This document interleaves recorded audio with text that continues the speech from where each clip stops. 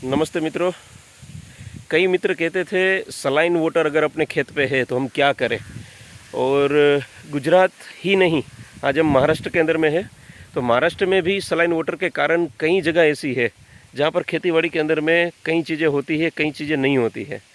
तो आज बाम्बू उस विकल्प के तौर पे आया है। जानते हैं डॉक्टर साहब से, जो साइंटिस्ट भी है और उन्होंने एक तोड़ निकाला हुआ है जो सलाइन सॉइल या सलाइन वाटर है, तो उसमें हम क्या कर सकते हैं। नमस्ते सर। नमस्कार जी, दीपक जी, आपका खुद का एक परिचय दीजिए कि आपने अभी तक एग्री के लिए क्या काम किया हुआ है और बेसिकली आपका एम क्या है, क्या आप कर रहे हैं। नमस्कार मित्रों, मेरा नाम डॉक्टर दीपक रेड्डी, मैं सांगली से रिलेटेड हूँ, सांगली महाराष्ट्र से। अभी आप जहाँ पे खड़े हैं वो कोल्हापुर का प्लॉट है, ये बाम्बू का। अभी हम जो बोल रहे हैं, बता रहे हैं कि सलाइन सॉइल में, सलाइन सॉइल में कोई भी चीज़ पॉसिबल नहीं है।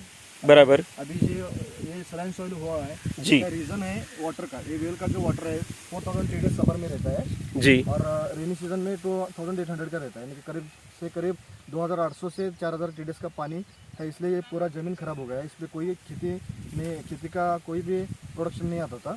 ओके।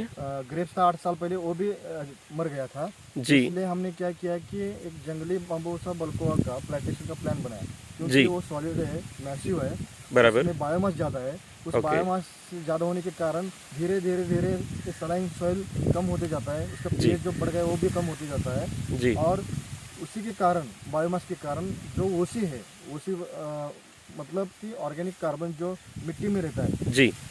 इसका परसेंटेज जो सलाइन सॉइल में कम था, अभी इस बाम्बू की वजह से बढ़ना चालू हो गया था। इसका रिपोर्ट में मेरे पास है। जी। पहले मैं आपको बताता हूँ कि इसका सलाइन सॉइल का जो टीडीएस था, टीडीएस के बारे में आपको बताया। जी। अभी पीएच के बारे में बताता हूँ। 8.13 पीएच था, हाँ। अभी इसका पीएच हो गया है बिलो 8 बिलो 8। हो गया ओके। है। और जो ओसी था जी। वो कम था, ऑर्गेनिक कार्बन हाँ। 0.17 था। तो 0.17 से बढ़कर अभी 1 साल 8 महीने हो गए सर इस प्लांटेशन को। जी। ये जो प्लांटेशन देख रहे हैं 1 अगस्त 2020 का है। अभी 1 साल 8 महीने पूरा हो गया है इसको। 1 ओके। साल 8 महीने होने के बाद इसका जो ऑर्गेनिक कार्बन है जी। 0.17 जो था, जी। उससे बढ़कर अब 6.6 पे आ गया है, यानी कि टिबल बढ़ोतरी हुआ है। 3 टाइम्स इसका ओसी बढ़ गया है। जी। ये ओसी बढ़ने से कारण आप देख लीजिए, इसका जी। ग्रीनरी और इसका प्रोडक्शन जो है, हाई प्रोडक्शन 20 फीट तक गया है सर। जी। पूरा देख लीजिए। यस। ये चमत्कार सिर्फ बाम्बू का ही, ये बाम्बू ही कर सकता है। बराबर। मतलब ये जिस एग्रीकल्चर लैंड पे पानी टीडीएस के कारण खारा है, हाँ। या जिसकी ज़मीन जो है वो थोड़ी सी एसिडिक है या तो खारी है, जिसमें क्षार की मात्रा ज़्यादा है, हाँ। उस सभी के लिए बाम्बू जो है वो 100% जो है। बाम्बू ये वरदान है, कल्पवृक्ष हम बोलते हैं इसको। अभी जी। ये जी। फार्मर जिधर कुछ भी नहीं आता, बराबर है। बाम्बू ग्रो करेगा ऐसा था थियोरेटिकल में, लेकिन हमने प्रैक्टिकल भी वो चीज़ कंप्लीट हो चुका है। यस जी जी जी जी जी, बराबर है। अभी जिधर 1 रुपए का इनकम नहीं था, अभी इसको 7 गुंटा में 50,000 रुपये आ रहा है, यानी कि ये ओनली 7 गुंटा में जी। 50,000 आ रहा है, यानी कि 1 एकड़ में आप 2 लाख के नीचे नहीं आएगा बाम्बू का। बराबर है। और ये लाइफ टाइम रॉयल्टी इनकम है। जी, एक बार लगाना है और ये तो आगे कितने साल तक की एज रहती होगी ये बीज वाले की। बीज वाले के कम से कम 40 साल का एज है सर। अच्छा, कम से कम 40 साल का एज तो ये बीज वाले का अपना रहता ही लेकिन है। पहले हार्वेस्टिंग के लिए आपको 3 साल रुकना पड़ेगा, जी। फिर बाद में हर साल इसका हार्वेस्टिंग ले सकते हैं। बाकी का हर साल को इसका कटिंग रहेगा, और हर एक कटिंग को उसको 2 लाख रुपए का इनकम जनरेट होगा। जहाँ पे कुछ नहीं आता, जहाँ पर कुछ भी नहीं था, हाँ। वहाँ पर जो है अभी वो 2 सीधा ही 2 लाख लाख चालू रुपए है। प्रति एकड़ के हिसाब और से। इसका सक्सेस स्टोरी हमारे महाराष्ट्र के जो सबसे बड़े पेपर अखबार है, जी। सकाळ पेपर, हाँ। वो हमारे पवार साहब का है, डॉक्टर शरद चंद्र जी पवार साहब, जी। जो इसके राष्ट्रवादी पक्ष के राष्ट्रीय अध्यक्ष है, प्रेसिडेंट है। जी। बहुत बड़े हस्ती है शुगर लॉबी में, उनका खुद का पेपर है। उनके पेपर ने सक्सेस स्टोरी बनाया हुआ है। हाँ। जी तो जी फार्मर का जी, क्रॉस वेरिफिकेशन करके बनाया हुआ है। बराबर ऐसा है। कोई पैसा लेकर नहीं बना है, जो जी। भी रियलिटी है, जो यस। भी लैब रिपोर्ट्स है, प्रैक्टिकल शुरुआत से लेकर अब तक इसका जो जी। रिकॉर्ड है, इसके रिकॉर्ड के ऊपर सक्सेस स्टोरी बनाया हुआ है, और ये पूरा छाप के आ गया है अखबार में। बराबर। समझिएगा ये बात को दीपक जी को क्यों बोलना पड़ रहा है।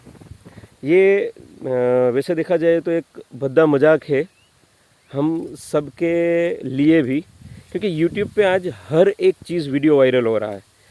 कोई भी सब्जेक्ट डालिए, हर सब्जेक्ट के अंदर में। दीपक जी ने ये स्पेशली जो बोला कि ये क्रॉस वेरीफाइड किया हुआ है, फार्मर बेस इसको अलग अलग तरीके से क्वेश्चन आंसर के तौर पे निकाला हुआ है और न्यूज़पेपर में भी उसके बाद में छपा हुआ है। ये 3-4 चीज़ें बोलने के पीछे का जो साइंटिस्ट लोग होते हैं, जो डॉक्टर लोग के लोग होते हैं, जिन्होंने PhD किया होता है, उनको बोलना क्यों पड़ रहा है? क्योंकि आज YouTube पे कई वीडियोस वायरल होते हैं। जो किसान पाठशाला से सब्सक्राइब है उसको तो पता है कि हम क्या दिखाते हैं, कितना दिखाते हैं और क्यों दिखाते हैं। लेकिन कई लोग ऐसे हैं जिनको नहीं पता रहता। तो मैं बता दूं, रियलिटी क्या है उसको देखने के लिए थोड़ा सा तसदी लेना पड़ता है। उसके लिए घर से उठ के बाहर निकलना पड़ता है, चाहे धूप हो चाहे छाँव हो।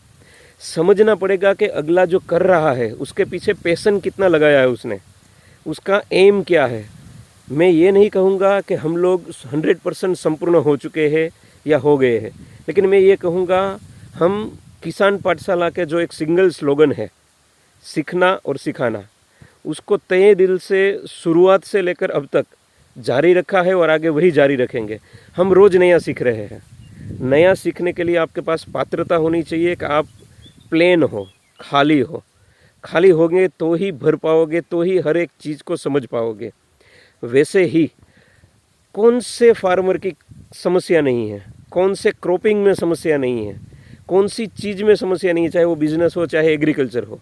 हमें ये सारी चीज़ों की समस्या को धीरे धीरे एक दूसरे के साथ शेयर करके, जिसके पास जो नॉलेज है उसका पूर्ण उपयोग करके हमें इसको आगे बढ़ाना पड़ेगा, जिसके कारण हम एक दूसरे का सहारा बन सके। नेचर ने हम सबको बनाया है, हम सबको एक साथ बिठाया हुआ है। तो ज़रूरी नहीं है कि मानव नाम का जो प्राणी है वही सबसे बेस्ट है। ये आज जो हम देख रहे हैं प्लॉट, इसके अंदर में दीपक जी की जो मेहनत है वो एग्रीकल्चर फील्ड की 12-13 साल की है। कुछ न्यूट्रिशंस इसके अंदर में दे रहे हैं, कुछ चीज़ें जो कहीं पर अवेलेबल नहीं थी वो सीड उन्होंने खोज निकाला और वही प्लांटेशन किया। उसके बाद में जो ये हमारा यथाशक्तिता जो काम था वो हमने बाहर से किया। उसके बाद का जो काम है, समझना, उसके बाद का जो काम है वो दीपक जी खुद बोल रहे हैं।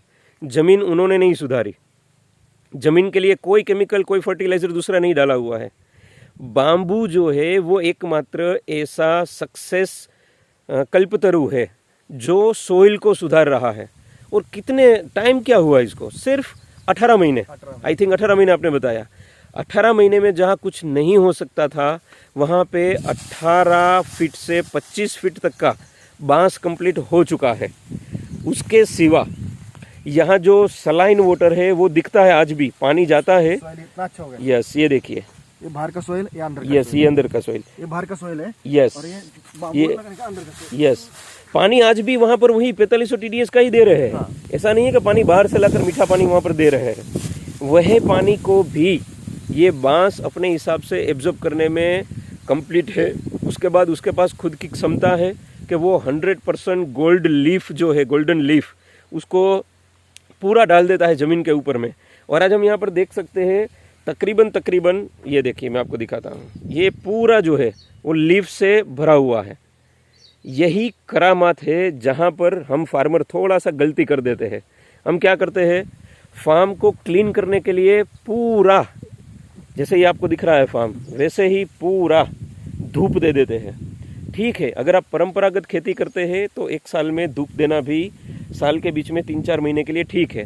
लेकिन अगर बांस की खेती करते हैं, ज़मीन को, सोइल को सुधारना है, तो उसके लिए आपको लीफ वहाँ पर रखना है ताकि सूर्य की किरण नीचे पड़े ही नहीं और अंदर बैक्टीरियल एक्टिविटीज़ जो है वो क्रिएट हो जाए।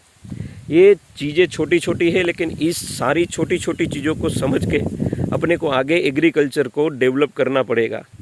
मेरे को ये भी बताइएगा इस वीडियो के बाद में कि कौन कौन सी ऐसी फार्मिंग है जहाँ पर एकड़ पे 2 लाख रुपए, अपन दीपक जी कह रहे 2 लाख रुपए, अपन 50% पे भी एग्री है, 50% में भी एग्री है। 1 लाख रुपए प्रति एकड़ कौन सी फसल ऐसी है जिसमें इजी गोइंग हो, 40-50 साल तक आगे चल सके और सबसे गहरी और बढ़िया बात, जहाँ फार्मर के दो जगह पर पैसे सबसे ज़्यादा जाता है, एक है उसको इनपुट देने में, खातर दवाई वगैरह, और दूसरा है पेस्टिसाइड के लिए और मजदूरी के अंदर में। तो यहाँ पर आप देखो लीफ क्या बढ़ रही है, चीज़ें क्या स्ट्रेंथ के हिसाब से आगे चल रही है, और हम जहाँ नेचुरल फार्मिंग कर रहे हैं उसके अंदर में पैसा हर साल डाल डाल डाल के थक चुके हैं। क्या आप भी थक चुके हैं? एक बार कहूँगा 1 एकड़ लगाओ। अगर 5 एकड़ जगह है 1 एकड़ लगाओ, 1 एकड़ से शुरुआत करो। मैं नहीं कहता कि आप यही वैरायटी लगाओ, क्योंकि इंडिया के अंदर में हर एक जगह पर यही वैरायटी मिल जाएगी ऐसा ज़रूरी नहीं है। लेकिन हाँ, लाइन पे खड़े हो जाओ। यदि यही वैरायटी चाहिए, एडवांस बुकिंग करवाओ, चीज़ को समझो, जानो, 5 पौधे 10 पौधे अपने खेत तक बिछाओ, लगाओ। जो आप अभी लगा रहे हैं उसके साथ कंपेयर करो बल्कुआ को, और देखो क्या चीज़ में फ़र्क अंतर है। और बांस कोई भी लगाओ, हो सकता है प्लस माइनस चलेगा, हो सकता है आगे पीछे चीज़ को समझने में आए, लेकिन ज़मीन को सुधारेगा वो पक्की बात है, सलाइन वाटर में काम करेगा वो पक्की बात है। हम इसलिए आपको बोल रहे हैं कि कोई भी लगाओ, क्योंकि हमारे पास हाल फिलहाल इतनी क्वांटिटी अवेलेबल नहीं है जो हम आप सबको ईजिली पहुंचा पाए। लेकिन हम भी लगे पड़े हुए हैं, कहीं ना कहीं से ढूंढ के जंगलों में जा के, जितने भी हमारे क्लाइंट है, जितने भी हमारे मित्र मंडल है, उन सभी से रिक्वेस्ट करते हैं आपके पास में भी अगर कहीं से भी बीज या बीज से मिलने हुए पौधे मिलते हो तो हमें संपर्क जरूर करिए। कई किसान से जिनको लगाना है, हम नहीं दे पाते हैं उस चीज़ को, हम प्रोवाइड नहीं कर पाते। गवर्नमेंट को चाहिए, बड़ी मात्रा में चाहिए, उसके लिए टिश्यू कल्चर भी कंपलसरली किया है, लेकिन फिर भी जहाँ बीज मिल रहा है, बीज के पौधे मिल रहे हैं, वहाँ पे वो लगाइए। और बल्कुआ वैरायटी ऐसा है जो आपको फास्ट से फास्ट काम में आ सकेगा। और जो दीपक जी और दीपक जी जैसे कई मित्र ऑल ओवर इंडिया के अंदर में काम कर रहे हैं, कई हमारे संपर्क में है, कई हमारे संपर्क में आ रहे हैं, उन सभी का सार्थकता, उन सभी का इतने साल का अनुभव हम लोगों को इसके अंदर में लेना चाहिए ही चाहिए। ठीक है, थैंक यू दीपक जी। और कुछ आप कहना चाहेंगे दर्शकों को? कुछ चीज़ें ऐसी हो जो मैं शायद नहीं ले पाया हूँ। एक चीज़ है कि इससे पैसा भी मिलेगा, खराब ज़मीन अच्छी भी होंगी, और जी। इन्वायरमेंट में ऑक्सीजन का ज़्यादा प्रमाण बढ़ेगा, परसेंटेज बढ़ेगा। जी जहाँ जिस जगह में आप लगा रहे हैं उस विलेज का ऑक्सीजन लेवल बढ़ जाएगा, जी, कार्बन डाइऑक्साइड ज़्यादा वो खींच सोखेगा। लेता है, ये करता है, और ऑक्सीजन ज़्यादा लेता है, इन्वायरमेंट के लिए बहुत अच्छा है। और जी। जहाँ पे एक पंछी नहीं आ रही थी इस गांव में, अभी देख रहे हैं इधर इस साइड में एक पंछी नहीं, लेकिन अंदर जाए तो पंछी का घोंसले ही भरे हुए। बराबर है। और वो पंछी आते हैं, पंछी बैठते जी। हैं, पंछी घर करते हैं, फिर बाद में मधुमक्खी लगती है, जी हनी बीज लगता है, मधुमक्खी होता है, वो आता है। इसलिए क्या होता है कि ये नेचुरल जो नेचर गया हुआ है, वो जी, पूरा गया हुआ नेचर इधर वापिस आ रहा है। इकोसिस्टम जो है वो डेवलप हो रही है। इकोसिस्टम ऑलरेडी डेवलप हो चुकी है सर। जी। अभी अंदर जो है, मैं और एक बात बताता हूँ। हाँ आप आइए अंदर। जी जी